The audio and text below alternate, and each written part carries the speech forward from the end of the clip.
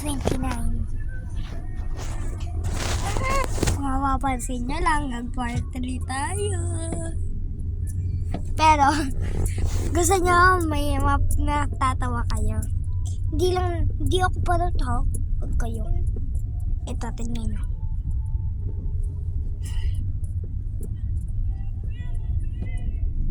Bungi sa gitna pa po. Taas.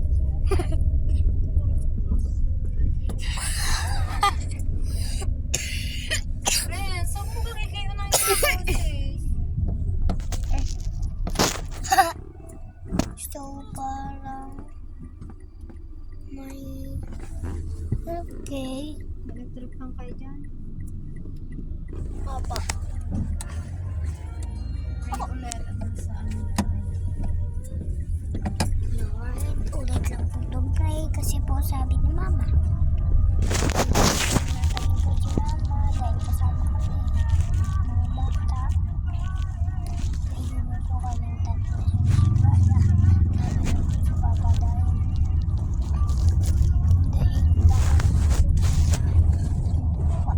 pamataas.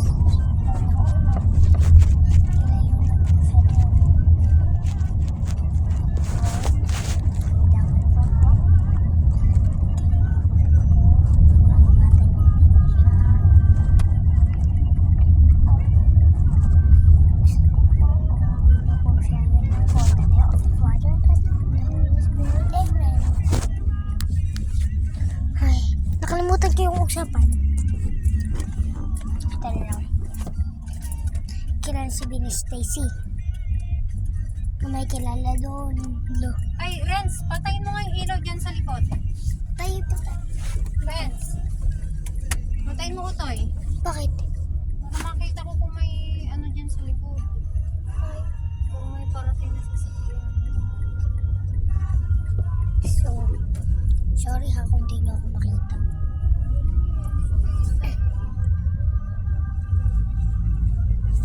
Walang kasunod. Wala.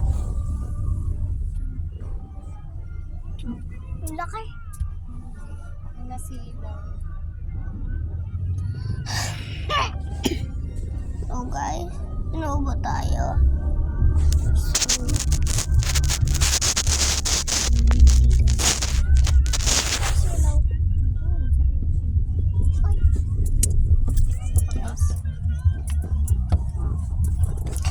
kung napanood niyo naman yung aking dalawang video, dahil pa part 3 na po to.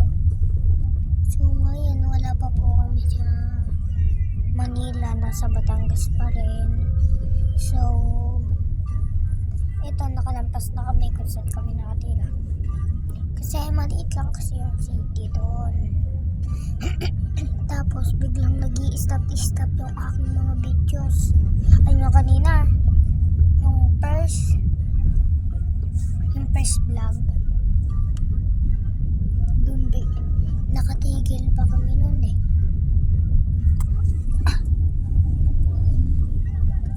Pero parang kami lang ang pababa ngayon eh. Sa Manila. Siguro ang pupuntahan namin. Nga eh. Dahil umaga dito, siguro ang pupuntahan namin umaga. Gabi dito, umaga yata sa Manila. Di nyo sure.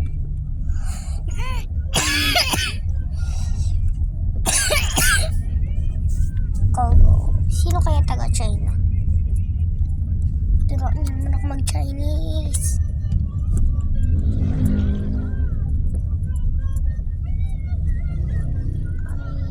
Nandito pa kami sa dati naming bahay. Hindi na. Wait.